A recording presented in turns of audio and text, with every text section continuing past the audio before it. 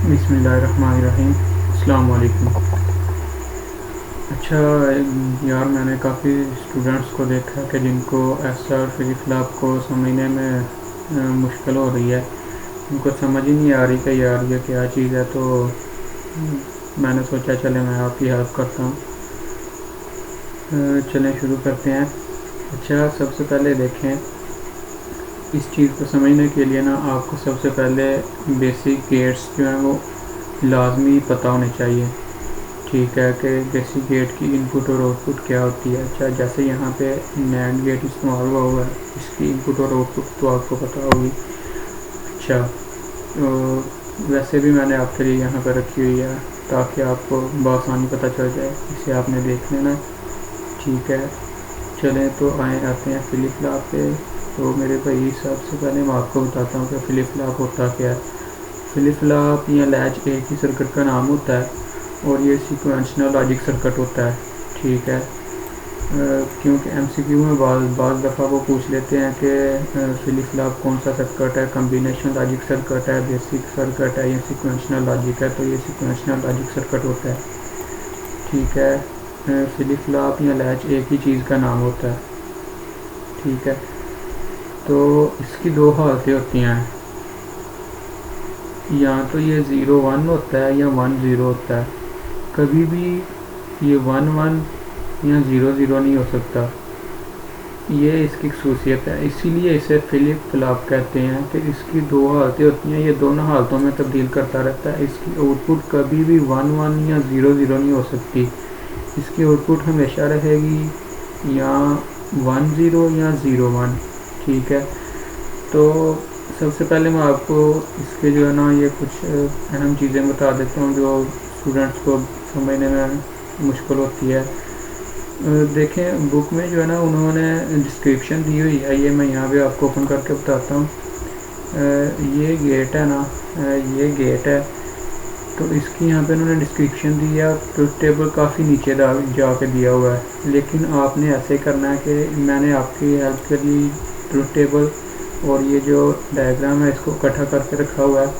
अब काफ़ी स्टूडेंट्स को ये मसला होता है कि यार ये QT+1 क्या है। तो मैं आपको बताता हूँ कि QT+1 जो है, QT जो है वो नैंड गेट 1 की आउटपुट है।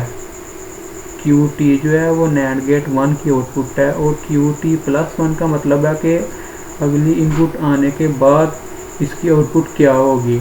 ठीक है, स्टूडेंट्स को समझ नहीं आती कि क्या ये QT+1 क्या है, इनपुट के लिहाज से आउटपुट क्या होगी।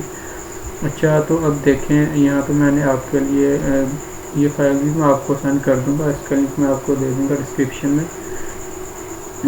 देखें,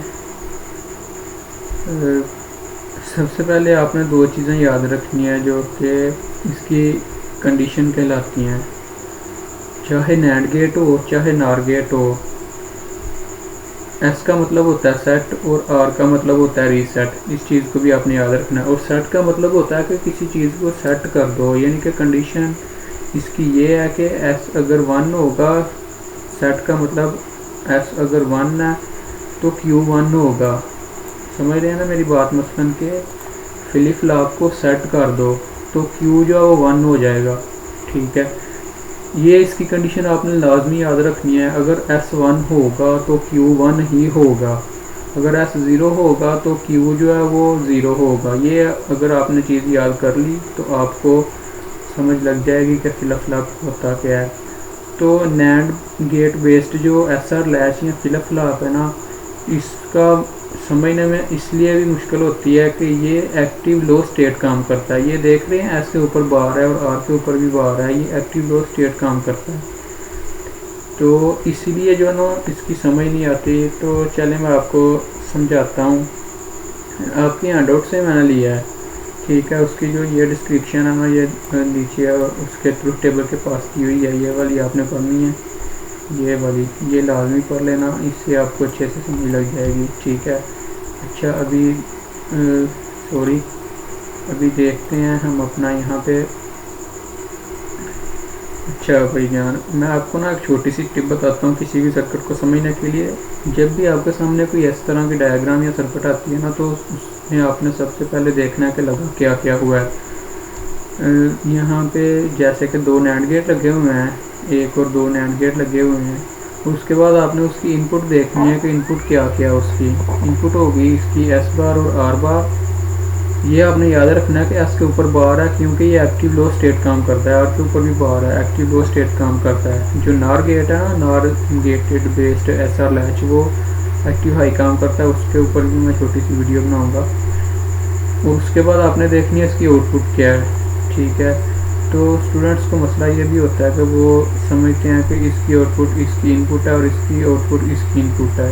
ये कोई भी मुश्किल चीज़ नहीं है, मैं आपको बताता हूँ। चलें शुरू करते हैं। देखें, जब एस और आर की इनपुट 0 0 होगी ना, तो ये इनवैलिड स्टेट में होगा, यानी कि ये काम नहीं करेगा, ठीक है। इनवैलिड स्टेट में होगा क्योंकि इसकी जो आउटपुट है ना वो डिपेंड करती है इसकी इनपुट पे। अगर एस 0 होगा और आर 0 होगा तो ये काम नहीं करेगा, इनवैलिड स्टेट में होगा, ठीक है। अब उसके बाद देखें, जब एस 0 होगा और आर 1 होगा, ठीक है। अब आपने ये चीज़ बड़े ध्यान से देखनी है। एस 0 है, इनपुट एस 0 है और इनपुट आर जो है वो 1 है।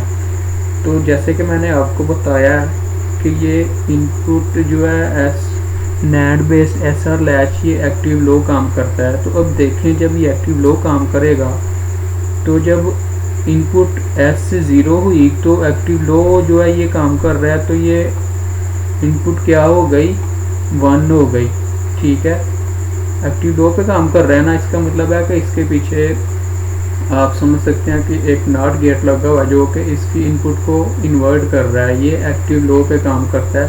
ऐसे भी आप समझ सकते हैं कि एक्टिव लो है जो वो 0 होती है, ठीक है ना। लो पे काम करने का मतलब ये है कि वो 0 होती है, ठीक है। जैसे मैंने आपको कंडीशन बताई थी कि जब S जो है वो 1 होगी तो Q उसी तब ही 1 होगी।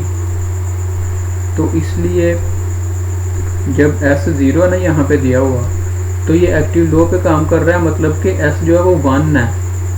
S को आपने 1 कंसीडर करना है और आपने जो Q की आउटपुट है वो देख लेनी है 1 है, ठीक है। मैं आपको एक दफ़ा दोबारा बता देता हूँ। S 0 ये एक्टिव लो पे काम कर रहा है, मतलब कि 0 को 1 समझना है, ठीक है। तो QT जो है वो 1 हो जाएगी, ये जो इसकी आउटपुट है ना ये 1 हो जाएगी, जैसे मैंने आपको कंडीशन में बताया। जब S 1 होगा तो Q 1 होगा, ठीक है।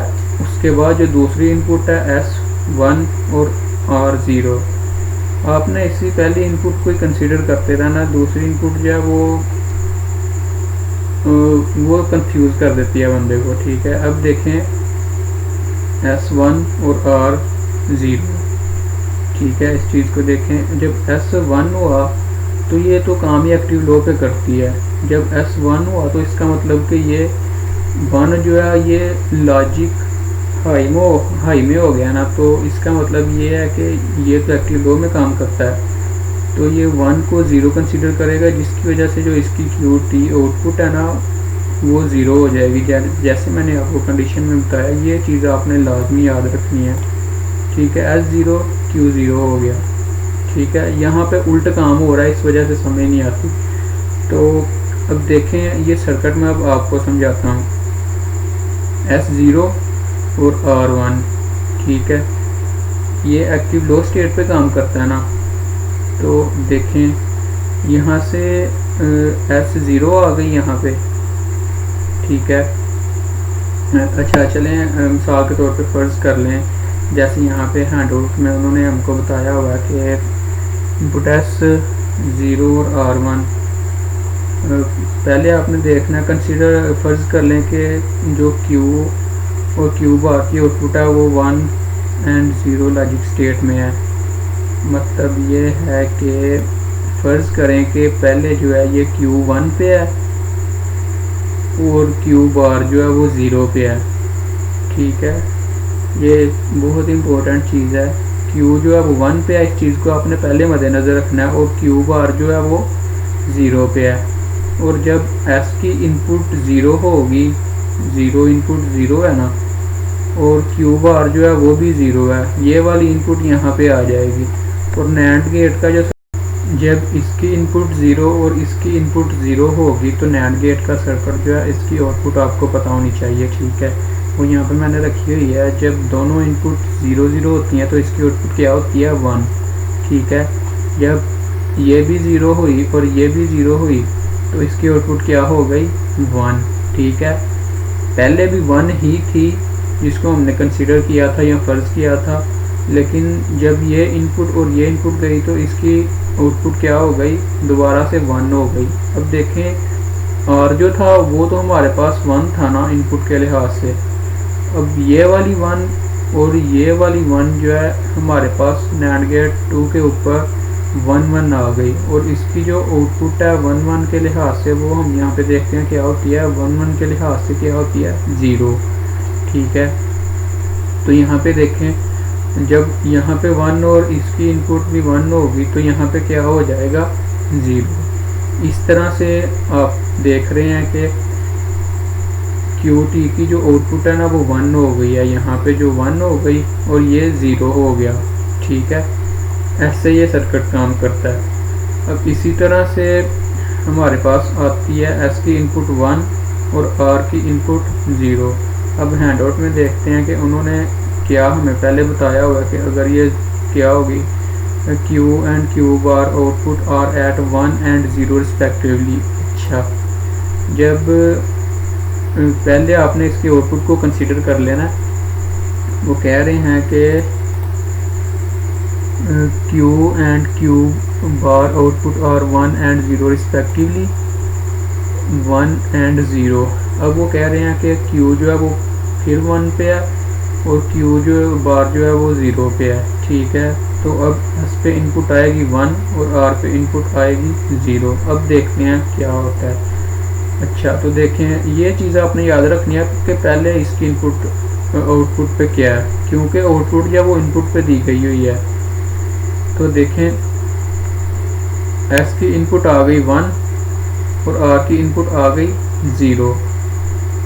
तो जो इसकी आउटपुट थी वो 1 थी ना, ठीक है, और इसकी इनपुट भी 1 है और ये 0 है।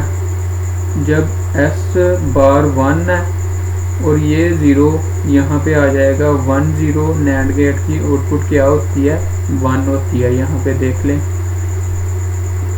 1 0 1 होती है, ठीक है। तो यहाँ पे 1 आ जाएगा, ये बहुत इंपॉर्टेंट चीज़ है, अपने ध्यान से देखनी है। 1 0 1 इसका S वाली इनपुट और 0 जो आउटपुट हमने कंसीडर की हुई थी यहाँ से यहाँ पे आ गया 1 0 क्या हो गया 1। अब देखना है यहाँ पे हमारे पास क्या था R इज इक्वल टू 0, ठीक है, R इज इक्वल टू 0, और इसकी इनपुट के लिहाज से यहाँ पे फिर हमारे पास क्या आ गया, यहाँ पे हमारे पास 1 आ गया था, ये 1 यहाँ पे आ जाएगा R 0 के साथ। अब R जो है वो 0 है और ये वाला जो 1 है वो हमारे पास यहाँ आ गया 1। और हमने देखना है कि 1 और 0 क्या आउटपुट होती है 1 होती है, तो यहाँ पे 1 हो जाएगा और ये वाला 1 जो है यहाँ पे जाएगा फिर से, और S की जो इनपुट है वो 1 थी ना, और 1 और 1 इसकी आउटपुट क्या हो जाएगी 0। इस तरह ये 0 हो जाएगी S बार Q, ये देखें QT जो है वो 0 हो गई और Q बार जो है वो 1 हो जाएगी। इसीलिए इसे फ्लिप फ्लॉप कहते हैं, क्योंकि ये कभी भी हमेशा 0 0 और 1 1 पे नहीं ठहरती। जब ये 1 होगा तो ये 0 होगा और जब ये 0 होगा तो ये 1 होगा। उम्मीद है कि आपको इस सर्किट की समझ आई होगी। दुआ में याद रखिएगा। अल्लाह हाफिज़।